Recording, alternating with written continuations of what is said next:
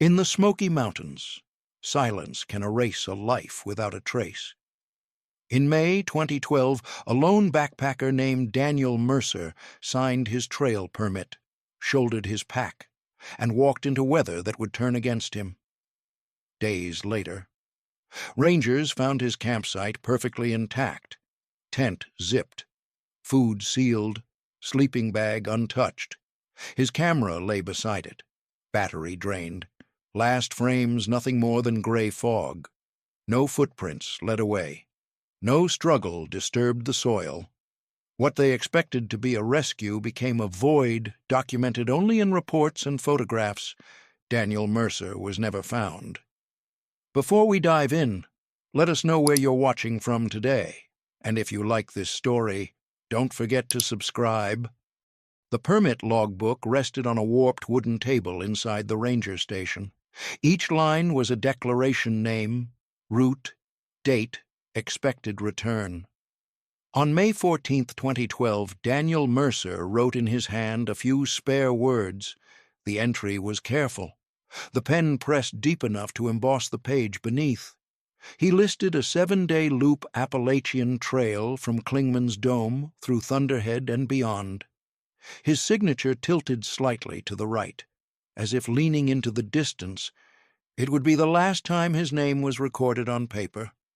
Daniel was 28, a graduate student who traveled light and documented everything.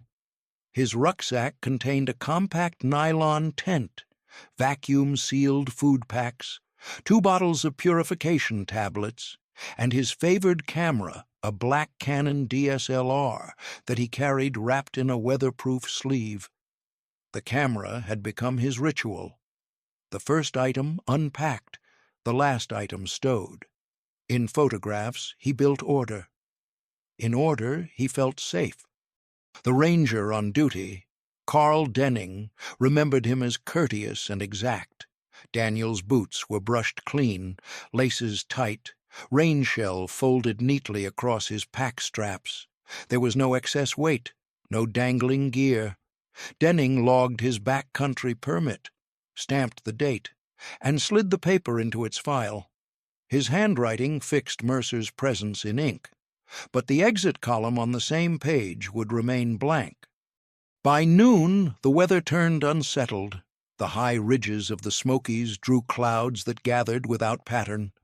A light wind ran fingers through the trees near the station. Daniel paused on the trailhead, adjusting the strap across his chest.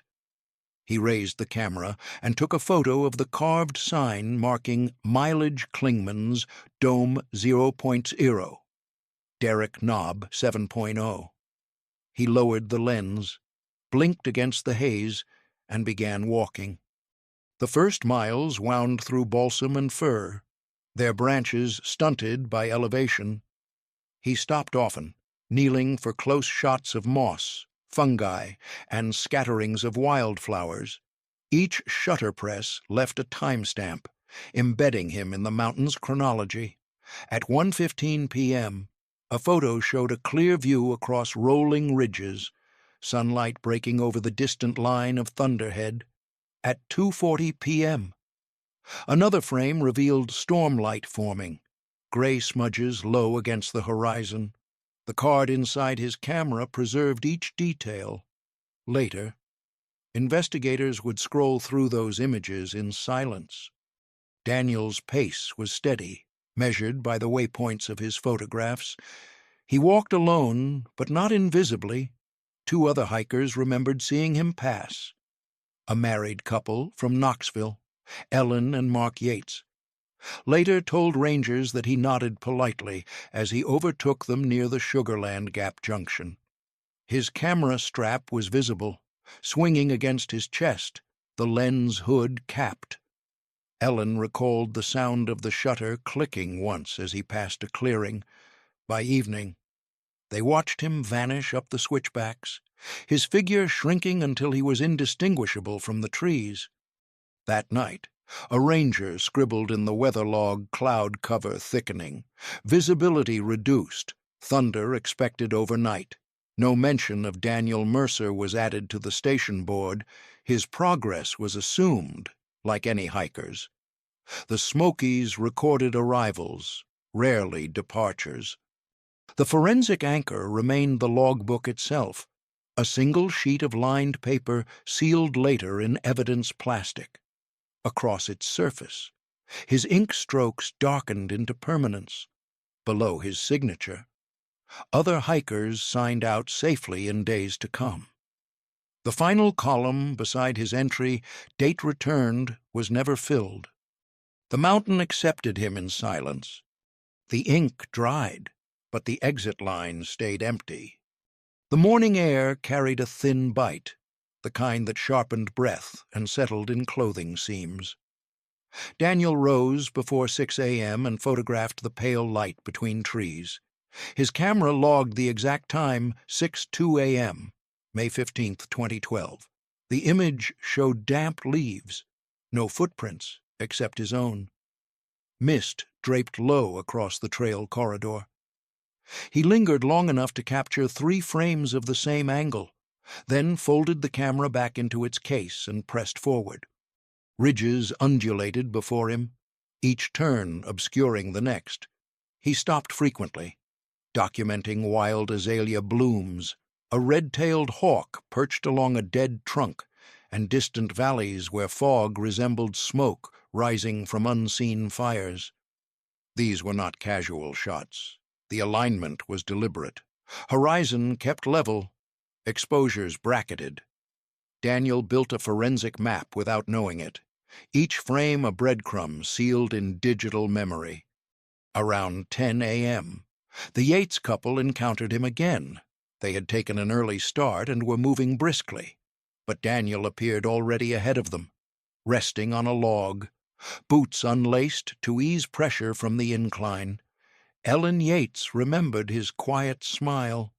She noted how he handled the camera more than his water bottle. He asked if they had heard the storm forecast. They nodded, advising caution. Mark recalled his reply, "I've got 5 more days." Weather's just part of it, after tightening his laces. Daniel set off at a faster pace, overtaking them once more. That was the last they saw of him. The trail carved narrow switchbacks up the ridge wall. Midway, Daniel paused to capture a self-timed frame, his only appearance in his own series.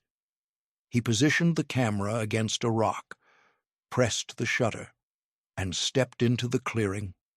The resulting image showed him framed against an open sky, arm resting on a hiking pole, mouth set in a line of resolve. His posture was upright, but behind him the horizon darkened, clouds gathering as if weighted. Later, this image would be enlarged by investigators, studied for detail in the background. No hidden figures appeared, no anomalies, just sky thickening with storm. At 12:47 p.m., his last confirmed photo of that day was recorded. It showed the silhouette of Thunderhead Mountain, half veiled in haze. Exposure settings trailed in metadata aperture f8 shutter 1250. No more images followed until the camera was recovered days later. That gap in chronology became its own kind of evidence. Forensic anchors emerged in his routine, the timestamps embedded in image files. Rangers would later verify them against his permit schedule. Aligning movement with expected mileage, his trail advanced exactly as calculated, no deviations. He moved with precision until documentation ceased. By late afternoon, the Yates couple reached Derrick Knob Shelter. Several hikers had gathered, wet clothing steaming before a fire ring. When asked, none recalled seeing Daniel enter. His absence was not remarkable at the time. Solo hikers often chose to camp off shelter. Only later would the omission carry weight. The symbolic object, his camera, remained constant. Every testimony circled back to it. The way he carried it visibly, the way he lingered for shots others would have ignored. Its presence in memory foreshadowed its haunting reappearance when the man was gone. The evening of May 15th closed in with stormlight trembling across the ridge. Witnesses from the shelter spoke of wind hammering branches, rain that began as mist and escalated to sheets. The trail vanished under water rivulets, footprints erased as quickly as made. At the ranger station, a single note entered in pencil, "Weather unstable overnight advisory." No further entries mentioned Daniel Mercer. His final photograph showed him smiling, unaware that every frame after would belong to investigators. The last smiling image froze him before the storm arrived. Rain came without rhythm, first in curtains, then in sudden strikes that vanished just as quickly. On May 16, 2012, weather logs from the National Park Service recorded erratic barometric readings over the western Smokies. Pressure fell sharply between 2 a.m. and 4 a.m. Temperature dropped 6 degrees in under an hour. Wind gusts near Thunderhead Mountain exceeded 35 miles per hour. A weather cell settled and rotated, then broke apart. No ranger team was dispatched. Nothing about it was uncommon. Somewhere within that window, Daniel Mercer continued walking. Luis Ortega, a high school science teacher on sabbatical, crossed paths with him around midday. Luis later described the encounter as brief but vivid. Daniel was coming down a narrow bend west of Rocky Top. His jacket was pulled tight, camera hidden, face streaked with damp earth. Luis offered him water. Daniel declined, gesturing instead toward the ridgeline, saying, "Need to make it over before it closes." Luis remembered the phrasing "before it closes" as strange. Not before dark, not before the rain, as if the mountain itself had doors that would seal. Luis saw him walk away. He assumed Daniel would descend to shelter before night. That assumption calcified into regret in the days that followed. The next ranger post to the west, Russell Field Station, logged no sightings of Daniel. No camera footage existed. None of the park's ridge shelters had surveillance. Trail registers were voluntary, and Daniel had signed none after his first. Forensic reconstruction later attempted to model his likely path, using digital mapping and image timestamps. SAR analysts estimated his arrival near the Russell Lead Cove junction by 6 p.m. From there, the terrain steepened. Multiple routes diverged, one toward safety, the other toward exposed ridgeline. No evidence placed him on either. By that night, rain intensified. Thunder cracked over the forest canopy. Downhill runoff swelled trails into shallow rivers. The mountains filtered sound so thoroughly that hikers at 2-mile distance reported silence between them. Ranger Denning, on night shift, entered a final weather note at 10:11 p.m. Severe storm window, visibility reduced, wind NW. He mentioned no hikers in distress. The backcountry remained, as always, presumed manageable until proven otherwise.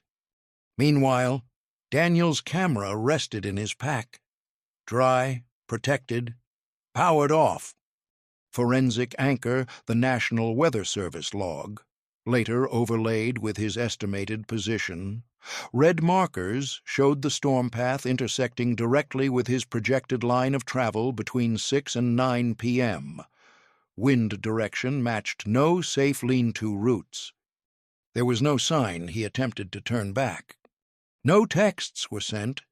His phone was left at home. By choice, confirmed by Claire Mercer in a later interview. He said technology makes people feel safer than they really are.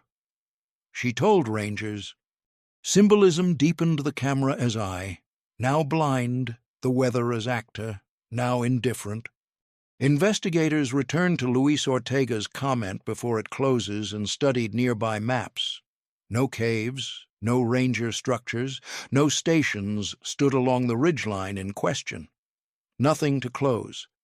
Just forest, wind, rock, The next morning, May 17th, no one reported Daniel Mercer missing. The trail, as far as systems were concerned, still held him. But by then, his route had passed into error, and the rain washed every footprint into absence. The call came at 7:26 p.m. on May 18, 2012. Claire Mercer hadn't heard from her brother in 5 days. That wasn't unusual. Daniel often returned from hikes late, muddy, quiet, and unreachable until he was back in cell range. But this time, she said, something felt off. He was supposed to be out of the Smokies by the morning of the 18th. By evening, there was still no message. She tried his apartment landline, no answer. Then she tried his hiking partner from a previous trip. No one had seen him. She opened the park website, found the number for backcountry permits, and placed the call. Her voice was calm, but firm. "My brother's name is Daniel Mercer. He left for a 7-day loop. I think something's wrong." At the Sugarlands Ranger Station, the dispatcher pulled the paper permit log. Daniel's entry was still there, stamped May 14th. No exit date, no return stamp, no retrieval. Protocol triggered at 8:12 p.m. A preliminary search note was filed. Daniel was officially marked Delayed Return Status Pending. The first ranger team deployed at dawn on May 19th. 3 officers, 1 dog unit, outfitted for rapid terrain sweep. Their starting point, Klingman's Dome, the last known waypoint. From there, they would follow his presumed clockwise route. At 10:34 a.m., a second team launched westward from Cades Cove, aiming to intercept the loop in reverse. Helicopter surveillance was denied due to fog along the ridgeline. Visibility remained low. It would be another 24 hours before aerial units were approved. Forensic Anchor SR launch, timeline, plus field log recordings. By noon, a problem surfaced. His trail was clean. Too clean. No clear boot prints past Day 2's estimated path. Moisture and wind had erased signs. The search teams split by junctions, deploying canine units. Scent traces appeared briefly near the Derrick Knob shelter, then vanished. No food wrappers, no fire residue, no torn fabric. Daniel had left no drift behind him, as if his pack compressed not only his gear, but his presence. At 1:47 p.m., the first radio transmission caused tension. "Team Echo to base, we've located a tent." The coordinates pointed to a slope just off the Appalachian Trail's lesser-used fork, near Thunderhead. Not a marked camping zone, but not unusual for a solo hiker to rest off-path. The tent was blue-gray, nylon, partially sheltered under low tree canopy. At 2:14 p.m., rangers approached. The tent was zipped shut. Raindrops clung to the outer shell, but no signs of flooding or collapse. When they unzipped it, the interior appeared untouched. A sleeping bag lay folded. A sealed bag of oatmeal rested beside a titanium pot. The camera case was there, unopened. Inside the mesh pocket, a small leather-bound journal, dry. The pages listed dates and photo locations up until May 15th, then blank. One entry read, "Storm coming. Ridge ahead looks bad. Should be manageable. No mention of injury. No hint of fear." The pack was there, too. Heavy, fully loaded. What was missing, Daniel? Forensic techs took photos, measured boot prints nearby. Nothing deep. No drag marks. No blood. No signs of animal disruption. Symbolism sharpened. Everything was there except the man. By 5 p.m., Claire Mercer was informed. "We've found his gear, but not him." She asked only one question. Was the tent zipped? The answer came after a pause. Yes, from the inside. Later that evening, the evidence inventory began. Tent intact, zipped. Sleeping bag dry, unused.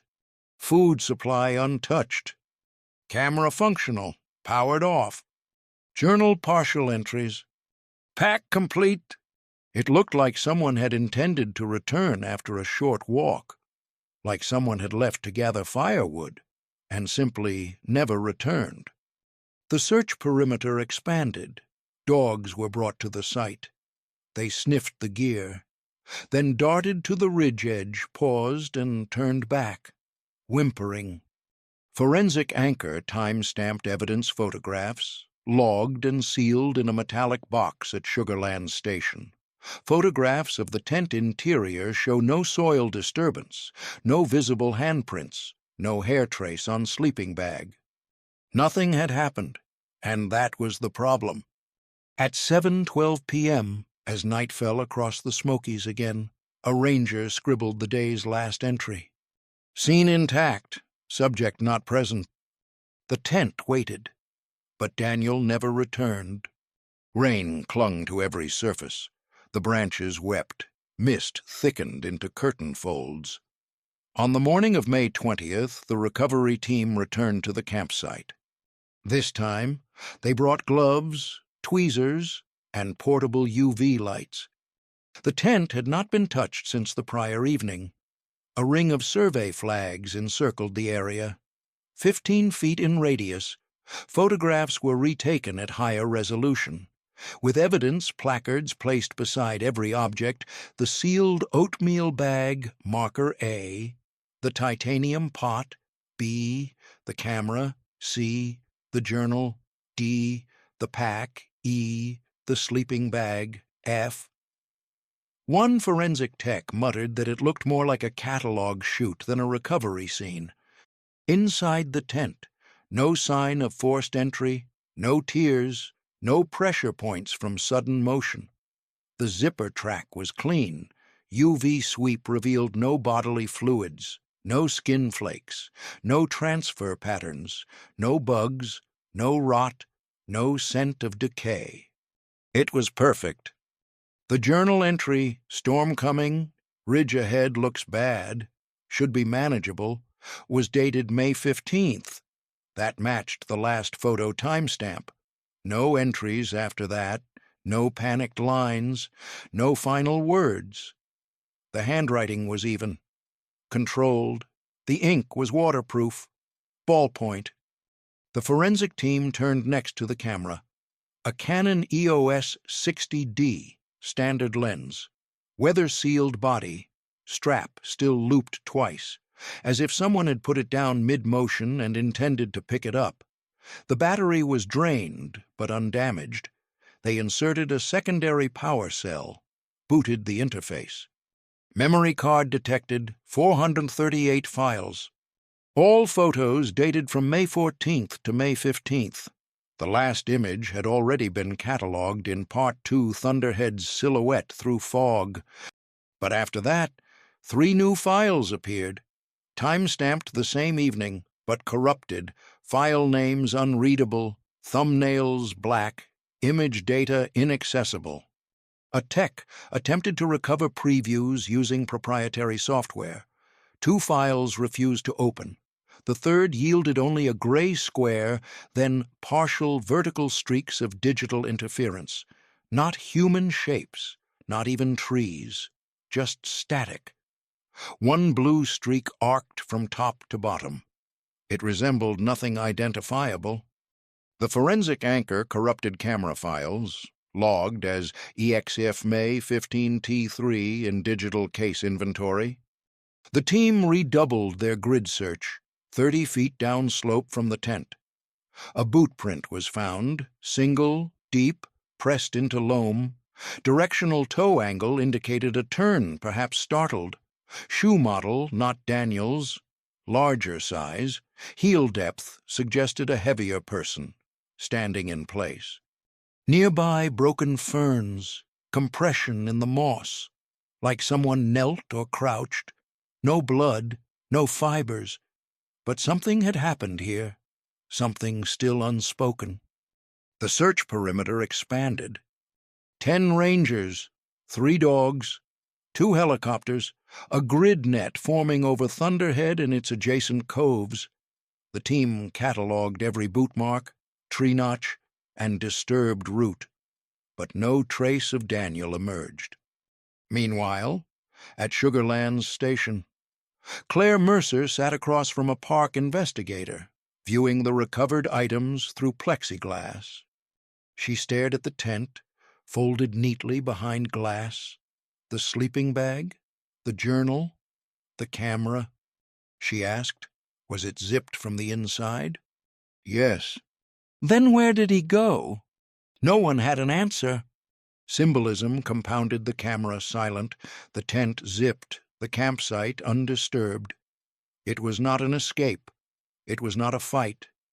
It was a pause that never unpaused. Later that day, a storm rolled back through the valley, erasing fresh search prints.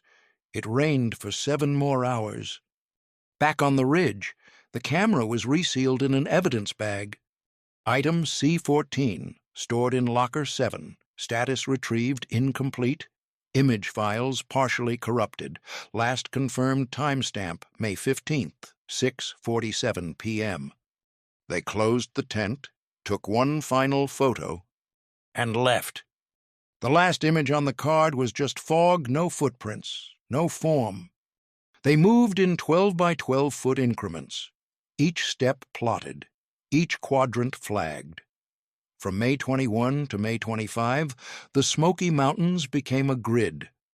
Daniel Mercer's last known location, his undisturbed campsite, was labeled Sector Red 6. From there, the radius expanded outward 50 yards, then 100, then 300.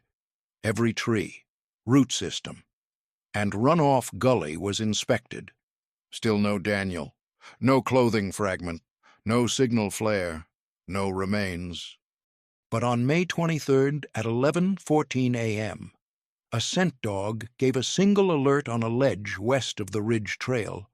Handler's log marked it as change in behavior, sniff and stop, no directionality. The dog stood rigid, nose to the wind, then whimpered, circled once, and sat. Nearby, a ranger noticed something faint in the mud, 2 parallel ridges, narrow and shallow, possibly trekking pole imprints, but too short. A cast was made. It yielded nothing, just compression and runoff streaks. The angle suggested a pause, not a fall. No scuff marks, no drag line. 10 feet further, at the edge of the slope, the vegetation changed. Trees gave way to open moss and slick rock. Below that, a sheer drop into brushy cove. Hundreds of feet, no handholds, no way back up. A team peered over the lip with scopes. The valley was too overgrown to survey from above. A helicopter flew a sweep. FLIR sensors picked up nothing. No heat signatures, no wildlife patterns disturbed. At 2:47 p.m., a second scent dog circled the same point, then refused to continue. Forensic anchor canine alert record, GPS tagged. The brushy cove cliff became a focal point.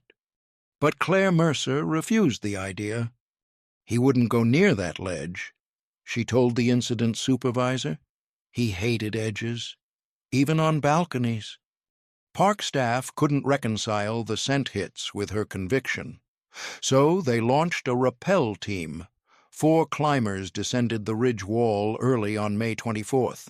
They found nothing but wet rock, tangled underbrush, and rot-flecked moss. No clothing, no signs of impact, no broken branches. At the base of the drop, one item was found, a crumpled piece of foil. Camping grade, mylar-backed. Brand, same as Mercer's unopened meal kits. It was photographed, bagged, and catalogued. But when compared to Daniel's inventory list, all his meals were still accounted for, none missing. The foil was the same brand, same year, different lot number. Not his. Someone else had been there. SAR teams flagged this anomaly, but no connection could be drawn. Hundreds of hikers passed that area each season. Timing was unconfirmed. The item went cold. Search maps were updated. Sectors Blue 3 through Yellow 9 were swept again. Rain came on May 25th, delaying teams and drowning out trail markers. Half the K9 units were rotated out. The scent trails degraded further. A ranger named Nolan Pace, in his logbook, wrote, "Too quiet. Animals are gone. Haven't seen tracks in 2 days." Another entry campsite still untouched, like it's waiting for him.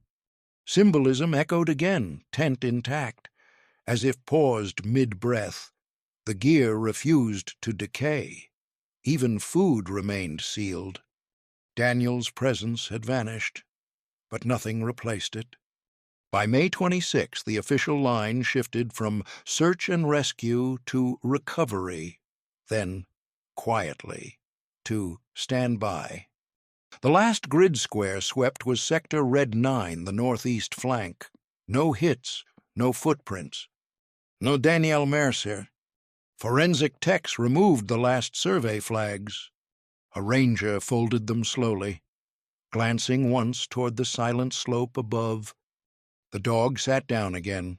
Same spot, same stillness. And the wind moved the trees like breath that never spoke. Claire Mercer arrived in Tennessee on the afternoon of May 27th. She traveled alone. 2 bags, one personal, one archival. Inside the second, Daniel's scanned itinerary, printed photographs, and a black moleskin notebook labeled Fogbound. The title of a photography zine her brother had once planned. She was met at the Sugarlands Ranger Station by Supervising Officer Eliza Curran, who briefed her in clipped, practiced phrases. We located his primary campsite. No evidence of injury or struggle. Search area exceeded standard radius. Nothing recovered. Claire asked to see the items. Inside the evidence room, behind temperature-controlled plexiglass, Daniel's gear was laid out in isolation. She took her time. The sleeping bag still smelled faintly of detergent. She traced the edge seam with one finger. The food packs were arranged in a grid, each with a white label. She didn't touch them. The journal made her pause. She opened it and read the May 15th entry aloud. "Storm coming. Ridge ahead looks bad. Should be manageable." Her voice did not shake. Then she asked to see the camera. Forensic staff placed it on the table. No battery, no card, just the weight of it. Claire examined the strap loops, the frayed point near the buckle, the faint thumbprint still visible on the shutter button. She turned it over once, slowly. "That's his eye," she said. She stayed quiet for nearly a minute. "Then he never leaves his camera behind. He never leaves anything behind." Officer Curran remained neutral. "No indications of trauma. We believe he may have fallen into a ravine." Claire looked up. "So where's his body?" Curran didn't answer. That evening, Claire hiked with a ranger to the last known location. The air was wet with dying rain. Mist crept low, soaking her jeans. The trail curved in slow, deliberate switchbacks.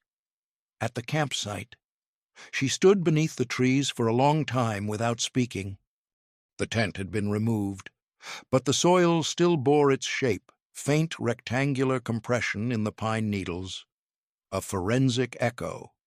Claire circled the site 3 times. She stopped suddenly near the north tree line. "This is wrong," she whispered. The ranger asked what she meant. Claire pointed to a circle of broken ferns, flattened in a way inconsistent with Daniel's usual camping habits. "He wouldn't place the tent this close to runoff," she said. "He was obsessive about slope angles." She wasn't wrong. Investigators double-checked the GPS coordinates against Daniel's typical camp patterns based on prior trip records and confirmed the tent was in an uncharacteristic spot. Shallow drainage, Poor cover.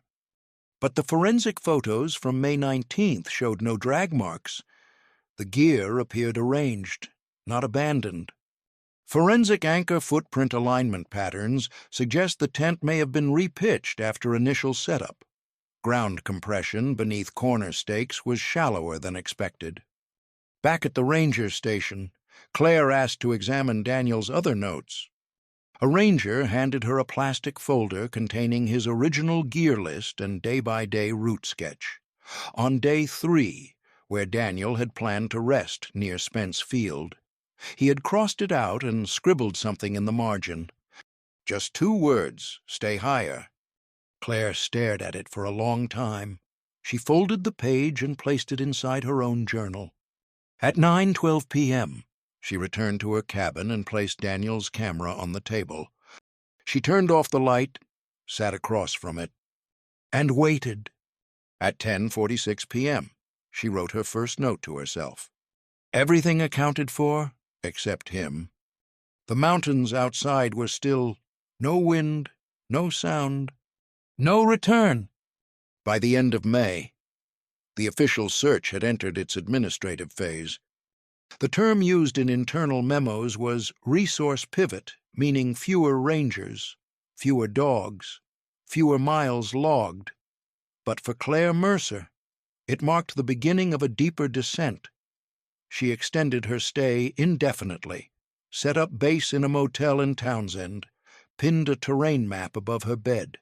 Each morning she retraced Daniel's steps with a red marker. Each night she added a blue question mark wherever answers stopped. On June 2nd, she requested access to the interview logs. Officer Curran hesitated, but relented. Claire sat in a side room and read through every ranger record, transcribed in clinical language. Luis Ortega's statement stood out first. He was in a rush, said the ridge would close if he didn't beat the storm. Not get dangerous, not get wet, just close. Then the Yates couple. He passed us twice, fast, focused, took a photo of something we couldn't see. Just fog and trees to us. And then the tip. A call logged May 21st. Time stamped 3:06 p.m. Anonymous. Male voice. Reported hearing a scream or something like it near Thunderhead on the evening of May 15th. Caller had been camping near the lower valley. Didn't want to be involved. No further information. Number disconnected. Forensic anchor tip line audio file. Transcript classified as inconclusive. Claire asked why this hadn't been followed up. We had no triangulation, no confirmed source. Curran replied, screams aren't rare in these hills. Claire demanded to see cell tower pings. Park officials denied her. She filed a Freedom of Information request the next day. Then she found the bootprint photo. In a folder labeled Peripheral Observations, she found a forensic snapshot of the unknown tread discovered just beyond Daniel's camp. Size 12, not his. Different sole pattern. No associated footprints leading in or out. Just one isolated mark. She requested more photos. None existed. Why just one, she asked. Curran didn't answer. A junior tech later admitted rain hit hard that night. We only got the one before it blurred out. Claire zoomed in. The heel was deeper than the toe. Weight leaned back, as if someone had been watching, standing still. She ordered an online analysis of the pattern. A hiking subreddit helped ID the tread as a Vasque Saint Elias boot. Common, yes, but not infinite. She returned to the site on June 4th. Alone, no escort. She carried a recorder and read aloud to the trees. Daniel Mercer, last seen May 15th, campsite intact, camera recovered. One unknown print, no body. At 6:03 p.m. she pressed record again. I don't think he got lost. I think someone moved the tent. The theory was quietly radical, but not impossible. A park volunteer had mentioned seeing a solo hiker near Spence Field on May 16th, tall, male, green rain shell, black pack, moving fast, no face description, no photo. The note was buried in a margin, never confirmed. Claire chased it anyway. She visited every trailhead log, every volunteer checkpoint. No match. But the symbolism's order, rupture, removal stacked. The tent was too clean, the sleeping bag too folded, the meal packs untouched, not halfway eaten. The items said he was coming back. The tent's new position said he never did. Someone could have moved it, repitched it, reset the scene. But for what? No money was missing, no electronics, no motive. Unless the motive was to erase. That night, Claire added a new mark to her motel map, a small black X just west of Red 6. And beside it, in ballpoint, someone watched him. The scream was never traced, the boot print never matched. The theory hardened in silence. By June 6th, Claire had narrowed her suspicion to one quadrant, the slope west of Red 6, just before the incline toward Brushy Cove, a corridor of trees where light thinned and sound disappeared. She called it the Dead Gap, a pocket where GPS flickered and dogs turned hesitant. She returned there with Officer Curran and an off-duty wildlife tracker named Eli Roebuck, a veteran of Appalachian search teams. Roebuck spent 30 minutes kneeling at the moss line, fingers spread. He found no trace of droppings, no scratched trees, no recent bedding. Not even deer had passed through recently. "Animals avoid this pocket," he said. "No prints in weeks." Claire asked if that was normal. "It's never normal," Roebuck replied. She walked 50 yards uphill alone, then froze. Near the base of a half-dead maple, a shape interrupted the forest floor, a weathered sock, wool, brown, twisted. She didn't touch it. Roebuck confirmed the fibers were wool synthetic blend. Brand label washed out. But Daniel had packed 5 pairs, 2 of this exact make. Inventory confirmed only 4 recovered from his bag. Forensic anchor single sock, bagged and dated June 6th, GPS tagged. No blood, no tearing, just absence. 50 feet further, she found another anomaly. A white mylar strip tangled in a pine root. Not food packaging, this time an emergency blanket corner, torn, dirty. Slightly melted at the edge, the kind used for overnight shelters or panic fires. Rangers logged it, but didn't tie it to Daniel. His blanket was still in his pack. This was from someone else. Claire made a list. 1 unidentified boot print. 1 sock matching Daniel's missing pair. 1 emergency blanket, not his. 1 scream report, untraced. 1 unknown male cited post-disappearance. Together, they didn't form a story, but they formed a shadow. That evening, she brought the sock to the ranger lab. A tech performed a simple field swab for epithelial cells. No DNA confirmed, but the swab turned faintly positive someone had worn it recently. Claire pressed further, demanded a broader search. The ranger team declined. Outside operational budget, they said. So she posted a call online. Any hikers in the area on May 15th, 17, contact her directly. 1 reply came. A man named Greg Ballinger hiked the Appalachian Trail weekly, claimed he passed a stranger near Thunderhead on May 16th. Male, tall, angular build, green raincoat, face down, carrying a black pack. Ballinger had greeted him, got no reply. He remembered one strange thing: the man's hands were ungloved, but red, not injured, just red, as if scrubbed raw. Claire requested he draw the trail junction where they passed. It was within 1 mile of Daniel's last known path. But park officials refused to follow up. Bollinger's report was unofficial, unverified.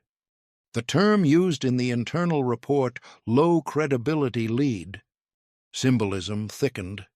The tent stayed zipped. The sock turned up 20 yards away. The scream remained anonymous. The boot print faced the tent, but did not move toward it. As if whoever stood there wasn't walking, but waiting. Claire met with Officer Curran again, pushed for reclassification from missing to suspicious disappearance. Curran hesitated, then told her, "We'd need a body." Claire answered, "You already have a scene." Later, she examined the boot print photo once more. She noticed something new. To the left of the main tread, a faint secondary arc. Not a foot, a half circle, like the butt of a walking stick, same as Daniel's, but facing the print. They weren't walking together. They were facing each other. She wrote in her notebook that night. This wasn't a fall, it was a meeting. By mid-June, the case had begun to rot from the inside. The National Park Service issued a formal update on June 14th. No new evidence, search suspended, case remains open, pending credible leads. The word credible burned in Claire's hands as she read it on a printout taped to the ranger station bulletin board. She knew what it meant. The budget had closed. The dogs had been recalled. The gear had been boxed, sealed, archived. But outside the formal silence, noise had started to build. An article appeared in a regional hiking blog titled "The Vanishing of Daniel Mercer Trail Ghost" or something else. It summarized the facts, then dipped into rumor government black sites in the Smokies, disappearances tied to old moonshine roots, cults. The tone was conspiratorial. It went viral anyway. By June 18th, Claire stopped answering her motel phone. Too many anonymous calls. One woman claimed her uncle had vanished the same way in 1991. Another sent a voicemail whispering coordinates. Someone else asked if she'd found the gateway. The noise served one purpose. It forced the media to look. On June 20th, the Knoxville Tribune sent a reporter. Claire refused interviews. They ran the story anyway. Headline: Backpackers, Sister Claims Park Cover-Up. Inside the story, the scream, the boot print, the sock, the unmatched blanket, all listed, but without evidence. The article danced on speculation. Park officials pushed back, released a statement denying all signs of foul play, reiterated weather hazards, emphasized natural disappearance. Claire noticed what they didn't mention: the altered tent position, the corrupted image files, the tip-line audio. She began assembling her own file, called it Section Null, Contents, Satellite Overlays, Ranger Audio Logs, Interviews transcribed by hand, the SOX lab results, the boot print photo, annotated with direction arrows. She shared it only with one person, Eli Roebuck, the tracker. He agreed to return. On June 23rd, they hiked again to the tent site. Roebuck carried a thermal scope. At 6:11 p.m., just as shadows stretched long over the ridge, he paused, looked down slope, quiet, then whispered, "Someone's been back here." Ferns had been cut low. A circle of bark had been peeled from a tree. In its center, a ring of soot. Fresh. Claire crouched beside it, looked up at the canopy. Directly above, a single branch had been cleanly sawn. As if something had been suspended. Roebuck didn't speak. They marked the site, photographed the soot, bagged the bark ring. Forensic anchor charred soot ring sample, catalogued manually, date and time, June 23, 7:03 p.m. Claire turned to Roebuck. Asked what it looked like. He didn't answer immediately. Then I've seen fire rings before, but not under trees like this. It wasn't for warmth. Then what could have been a signal or a ritual or maybe just cleaning something. Cleaning what? He stared at the tree. Blood. No traces were visible, no DNA recovered, just heat residue, a scorched pattern, and the soundless collapse of official attention. On June 24th, the park closed the sector for vegetation maintenance. Claire called Curran. No reply. The boot print remained unmatched. The sock remained unsourced. The scream remained unclaimed. And the tree, blackened in silence, stood in the exact radius where the tent had once waited. A ranger technician later noted, under an anonymous form, "Something about this case doesn't fit the profile." But no one reopened the file. They just relabeled it long-term missing. Claire left the ranger station that night, eyes fixed on the locked evidence cabinet. Inside, the camera waited. The photos inside remained unchanged. The silence around them did not. By July, the evidence began to decay, not in the forest, but in the archive. Item C14, the camera. Item F02, the sleeping bag. Item J01, the journal. Item S07, the single sock. Item P09, the unknown boot print photograph, digital copy only original lost to water damage. Everything else had been boxed under standard protocol and transferred to a federal storage facility in Atlanta. Claire Mercer was not informed until she returned to the ranger station and found the evidence room stripped clean. She filed a complaint. No one responded.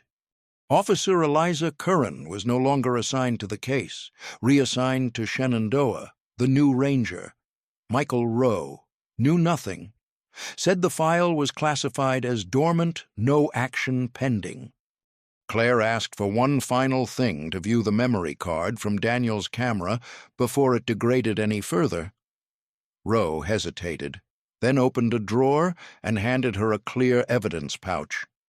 Inside the original SD card, labeled by hand, ink smudged, Claire took it to a local data recovery lab in Knoxville. They ran diagnostics. 2 of the 3 corrupted files remained unrecoverable, but the third, once just vertical blur, now revealed partial metadata. Shutter triggered at 6:47 p.m., May 15, focal length 35 millimeters, exposure 1/125 sec, aperture f5.6. The image remained blank, but the settings told a story. It wasn't an accidental click, it was composed. Claire stared at the histogram. It indicated a dark center with slightly overexposed edges, as if the lens had been aimed into a narrow shaft of dimness bordered by light. A tunnel, a cave. She pulled the file frame into a photo editor, increased exposure, applied gradient filters. At the far right edge, something emerged. A curve, not natural, too smooth, like the edge of a boot or a hand. She printed it, added it to her wall, drew a red circle around the blur, labeled it 6:47 p.m. contact. Meanwhile, back in Atlanta, the evidence locker began to fragment. The journal's ink faded along the spine. The sleeping bag mold-spotted and had to be sealed in plastic within plastic. The sock degraded further. No DNA ever extracted. Only the tent remained pristine. Claire drove to the archive facility, requested supervised access, was denied. "We don't open sealed dormant cases without federal order." She submitted an order. It was rejected. The door was closing. She returned home in early August, her motel room emptied, her map taken down. Only the camera came with her. At home, she placed it in a glass case, A silent object. The forensic echo, what was touched last, what saw everything, what said nothing. On August 10th, she received a small envelope with no return address. Inside a photo print. Black and white. Poor resolution. Looked like a trail cam still. No date. In the center, a silhouette. Male. Standing alone. Looking up. In the corner, a timestamp burned faintly into the margin. 15.5.2012, 6:48 p.m. 1 minute after Daniel's last photo. Claire showed it to no one. She placed it behind the glass with the camera. Filed everything under one new label. Remains not found. Witnesses none. Last image unreadable. And the forest sealed the trail again. Just like it always does. Years passed. Daniel Mercer's name remained on the missing persons database, case ID GSM NP 2012-014. Status unresolved. The last activity logged was an internal transfer memo evidence archived for indefinite hold. No new sightings, no new leads, no further public statements from the park. But every May, Claire returned. She never hiked the full loop. She only went as far as Red 6, the site of the tent. The forest had reclaimed it. Pine needles had softened the footprint of the clearing. Survey flags had long since vanished, but she always knew where to stop. One year, she brought a field camera and mounted it discreetly on the same tree where Daniel had once strung his food bag. It recorded 12 nights, captured foxes, raccoons, owls, and once on the 11th night motion at 2:34 a.m., a shape, human height, moving upright between trees. No face, no light, no trail, just passing through the frame and vanishing behind a ridge. No one could confirm it was real. Claire sent the clip to 2 forensic video analysts. Both replied with the same phrase. Inconclusive movement pattern, possibly bipedal, possibly artifact. She didn't press the matter. She placed the file with the others on a drive labeled Trace. She no longer believed in finding Daniel, but she believed in his absence. In 2018, the park filed a routine request to dispose of dormant evidence. Claire intercepted it with legal intervention. The camera, tent, and journal were returned to her possession for emotional closure. The sock and the print were not included. No reason given. She stored the recovered items in a lockbox beneath her bed. Each object sat inside its own vacuum-sealed sleeve, not for preservation, but containment. She no longer told people she was Daniel's sister. That story lived only in one place, a self-published booklet titled 647, a timeline of everything known, unknown, and never admitted. It sold 37 copies, but it kept the record alive. Symbolism completed its cycle. The tent still zipped, the sleeping bag still unused, the journal still ended on May 15th, the camera still blind, the last image still blurred, the sock still unmatched, the boot print still unclaimed, the scream still anonymous, the trail still open, the case still waiting, and the forest-like memory remains indifferent. In the Great Smoky Mountains, trail markers fade. Tree roots twist over footprints, weather rewrites the soil, and names left behind do not echo, they dissolve. Daniel Mercer was never found. But the campsite was, and it never stopped looking like it expected him to return. The last thing sealed in the file, a ranger's note scribbled on the back of a log sheet. Tent stands, food sealed, zipper locked. Everything's here. Except him.